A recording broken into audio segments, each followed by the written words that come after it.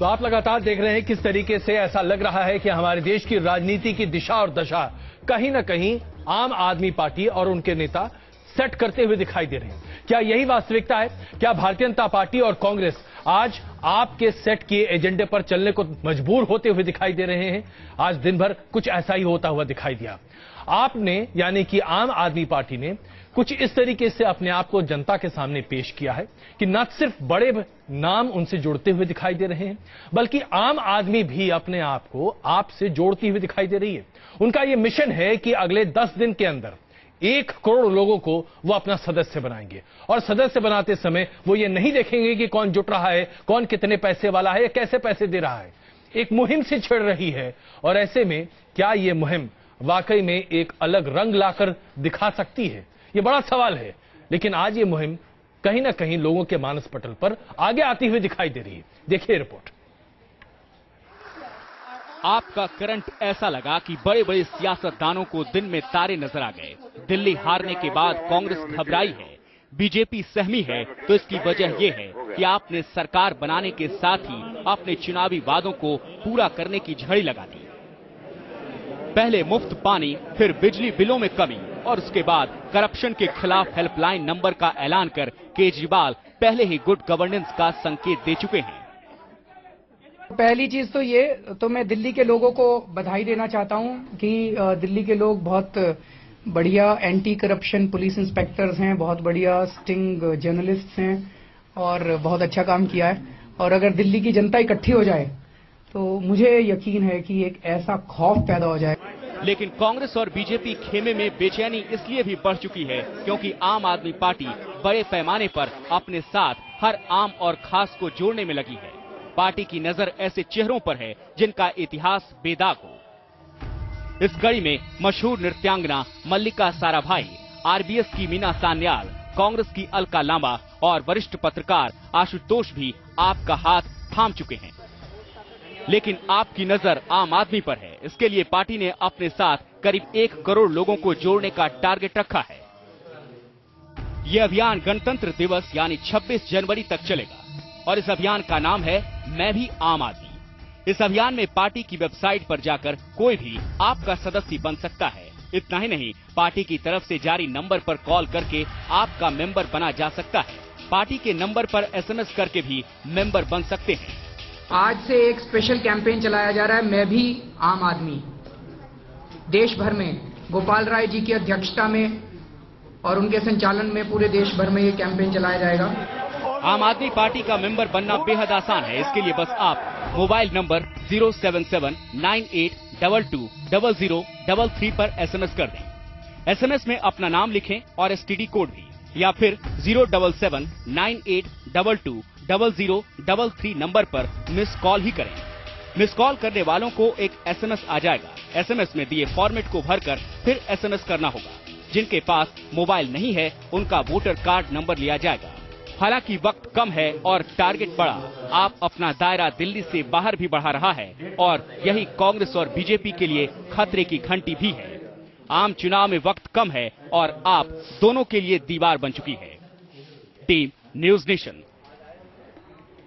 तो आम आदमी पार्टी आज एक ऐसी दीवार बन गई है जिसको ढाहने के लिए हो सकता है कि आश्चर्यचकित न हो सकता है कि कांग्रेस और बीजेपी मिलकर काम कर सकती हैं। क्यों समझ जी? देखिए, मैं उससे पहले एक बहुत महत्वपूर्ण प्रश्न का उत्तर देना चाहता था। अभी राघव जी ने कुछ विषय रखे हैं जी। अब देखिए, कहीं ना कहीं मैं एक एम्फेसिस शिफ्ट देख रहा हूं। एम्फेसिस शिफ्ट से मेरा कहने का तात्पर्य है, चुनाव से पहले जब भी आम आदमी पार्टी से पूछा जाता था भ्रष्टाचार के विषय में, तो पहले वो कहते थे कांग्रेस, शीला दीक्षित, और बीजेपी का नाम नहीं लेते थे क्योंकि भ्रष्टाचार बीजेपी के नियत सत्ता में थे ही नहीं तो कैसे नाम लेते आप? अब भी हम सत्ता में नहीं है दिल्ली में, मगर आप देखिए एम्फेसिस शिफ्ट अब हुआ है। अब वो कहीं भी कांग्रेस का नाम नहीं लेते हैं, पहले बीजेपी का नाम लेते हैं। दूसरा विषय है, अभी एविडेंस के विषय में राघव जी ने कहा कि समय आएगा, किसी को चिंता करने की जरूरत नहीं है, सबका नाम लिया जाएगा। एविडेंस है हमारे पास। मगर इन द कॉन्ट्ररी, आपको याद होगा 3 दिन पहले जब प्रेस वार्ता में अरविंद केजरीवाल जी से पूछा गया कि हर्षवर्धन कह रहे हैं शीला जी क्यों नहीं अरेस्ट हो रही हैं, तो उन्होंने कहा हर्षवर्धन जी को कहिए ना कुछ एविडेंस लेके आए। तो एक सीधा कहां चले गए उनके एविडेंस? राघव जी, इसका सीधा जवाब दे ही दीजिए आप। देखिए, ये एक संबित जी की मनगढ़ंत कहानियां मनगढ़ंत नहीं की, तो प्रेस वार्ता में बोला उन्होंने। नहीं, बिल्कुल बिल्कुल, मैं आपको ये बिल्कुल सही स्पष्ट तरीके से आपको बता दूं कि ऐसा कुछ नहीं है कि हम कोई कांग्रेस का नाम नहीं ले रहे हैं या बीजेपी का नाम ले रहे हैं, ऐसा आप बिल्कुल ना समझें। जिसने भ्रष्टाचार करा है, इर्रेस्पेक्टिव ऑफ कि वो किस पार्टी से आता है, उसके खिलाफ कार्रवाई की जाएगी।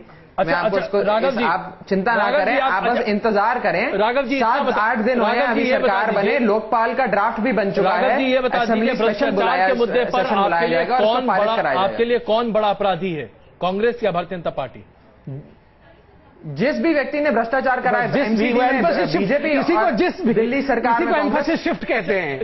लेकिन ये तो थोड़ा सा विडंबना वाली बात है। क्या कहते हैं? बरखा जी के साथ आप खड़े हैं, इसलिए आज आपको लग रहा है कि नहीं, हम बरखा जी के खिलाफ कुछ नहीं कह सकते? देखिए, मैं और स्पष्ट तरीके से बता दूं, कांग्रेस के साथ हमारी कोई अलायंस नहीं है, कोई कॉमन मिनिमम प्रोग्राम नहीं है। हम केवल अपने 18 मुद्दे और अपने 51 पेज मैनिफेस्टो पे काम कर रहे हैं। हमें कोई फर्क नहीं पड़ता कि बीजेपी और कांग्रेस हमारे लिए एक बराबर हैं। मैं आपको स्पष्ट रूप से फिर बता दूं, पता नहीं बारी बारी आप लोग यही सवाल उठाते रहते हैं और मीडिया स्टोरी बनाते रहते हैं इस बात की। नहीं, वो ये ठीक है कि जो ये कह रहे हैं राघव, वो बात सही है कि इनके इरादे अभी ठीक ठाक हैं। आगे क्या होगा ये तो बात की बात है, लेकिन ये देखना चाहिए कि करप्शन को ये लोग रोग भी मान रहे हैं और रोग का कारण भी मान रहे हैं। मुझे लगता है कि करप्शन को जब ये कहते हैं कि हम सबको जेल भेज देंगे, अरे भाई पूरे देश को जेल खाना बनाकर आप समाज को सुंदर नहीं बना सकते हो। आपको ऐसी व्यवस्था की जरूरत है जो इस देश से करप्शन के सोर्स को, उसके स्रोत को खत्म करे। करप्शन कहां से पैदा हो रहा है, एक पूरे सिस्टम की जो बीमारी है उसके लक्षणों को पकड़ना है, उसके सोर्स को पकड़ना है। मुझे लगता है आम आदमी पार्टी कई बार जब करप्शन की बात करती है बहुत अच्छा लगता है, क्योंकि वाकई सिस्टम को चलाने वाली बड़ी पार्टियां एक करप्ट सिस्टम को लगातार स्ट्रेंथन कर रही थी, लेकिन उसका भी करप्शन के प्रति जो नजरिया है उसको भी व्यापक करना होगा। शायद गवर्नेंस के अपने कुछ अनुभवों से वो सीखें कि करप्शन जो है वो रोग है जरूर, लेकिन रोग के असल कारणों को जब तक वो शिनाख्त नहीं करेंगे जो इस समाज में दिक्कत होती रहेगी, तब तक दिक्कत होती रहेगी। बिल्कुल शेषनाथ जी, आपकी छोटी टिप्पणी। गलत। और इसी को दूर करने के लिए एक छोटा सा काम किया गया, जो ये हेल्पलाइन लाया गया। अब ये हेल्पलाइन क्या करेगी?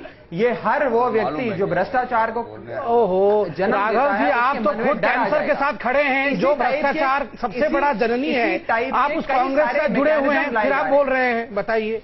देखिए, ये गवर्नेंस, आप जो मर्जी सोचते रहिए, जो मर्जी सोचने वाली बात नहीं है। लोकतंत्र में सोचना नहीं होता है, दिख रहा है, समर्थन लिया हुआ है। शेषनाथ जी, देखिए, गवर्नेंस के घटियापन के मुद्दे पर इन्होंने अपनी बात कही थी, अपनी भ्रष्टाचार के उस पर कही गई, और 77 में भी गवर्नेंस के घटियापन के मुद्दे पे जनता ने लाठी उठाई थी, और उसमें इंदिरा गांधी और उनके फासिस्ट पुत्र माननीय संजय गांधी को उन्होंने दौड़ा दौड़ा के हराया था। तो इस बार भी वही हुआ है, और उन्होंने जो भ्रष्टाचार के नाम पे उन्होंने आंदोलन शुरू किया, और आज आपने देखा किरण बेदी किस तरफ जा रही हैं, अन्ना जी को किस तरह शिफ्ट करने की बात है। तो इसमें दो राय नहीं, हम भी जानते हैं, आप भी जानते हैं कि अरविंद केजरीवाल और अन्ना हजारे की कुव्वत की बात नहीं थी कि रामलीला मैदान में महीनों वो 50-50 हजार आदमी इकट्ठा करते था, तो आरएसएस का ही कार्यक्रम वो, और उन्हीं के पास ताकत थी। लेकिन वो किरण जी और अन्ना जी की जो डिजाइन थी उसको भाई ने पंचर कर दिया, ये मफलर वाले ने, और अब इसने एजेंडा फिक्स कर दिया है। अब ये भ्रष्टाचार, ये कहते हैं कि भ्रष्टाचार की जननी है कॉमनवेल्थ गेम, और ये गेम और वो गेम। मेरे गांव से मेरे भाई साहब आए हैं, वो बीजेपी के वरुण गांधी के कैंपेन में जुड़े हुए थे, और आज उन्होंने मुझे साफ वार्निंग दे दी कि आप आदमी के खिलाफ मत बोलिए। क्यों? कि आम आदमी वाला नहीं, आम आदमी वाला 4 रुपए जो लेखपाल घूस लेता है, जो मुंशी लेता है, जो क्लर्क लेता है, उस घूस के खिलाफ इस भाई ने दुकान सड़क पे लग जाएगी। जरा बरखा जी को शामिल कर। बरखा जी, क्या आपको लगता है कि इस पूरे तथाकथित तौर पर खेल में, ये शब्द हालांकि बहुत उपयुक्त नहीं है, लेकिन फिर भी इस पूरे खेल में आप या तो बहुत पीछे रह गए या आप खेल को समझ ही नहीं पाए?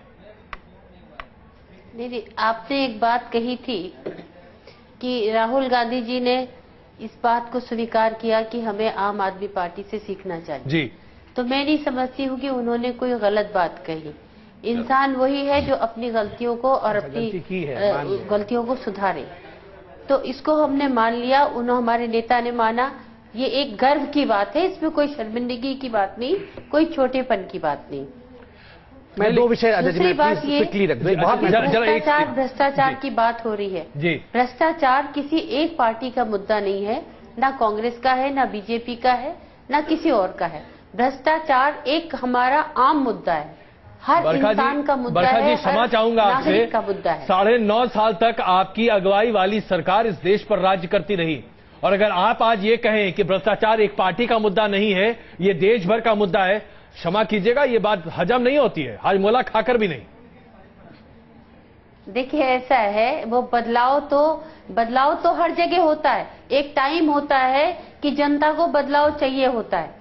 जब आप फॉरेन कंट्रीज में जाइए, वहां पे ना नाली, तो आप ये मान रही हैं कि भ्रष्टाचार वजह नहीं है, ना पानी की कमी है। बरखा जी, क्या आप ये मान रही हैं, क्या आप ये कहना चाहती हैं कि भ्रष्टाचार एक बड़ा मुद्दा नहीं है और भ्रष्टाचार की वजह से आज कांग्रेस की साख नहीं गिरी है, बल्कि ये सिर्फ बदलाव की लहर है, और जैसे ये लहर खत्म हो जाएगी आप फिर वापस आ जाएंगी सत्ता में?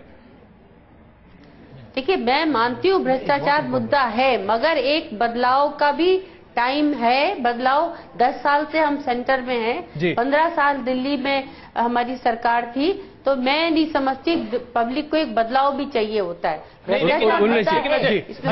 ये बरखा सिंह से एक सवाल, बरखा सिंह जी से एक सवाल जरूर पूछे आप कि भैया आपकी सरकार जितने दिनों थी, हम तो 47 से नहीं अभी ले रहे हैं, हम तो केवल इस समय का ले रहे हैं, यूपीए 1 यूपीए 2 जी, जनता के खिलाफ, देश के खिलाफ, हमारे सामाजिक विकास के खिलाफ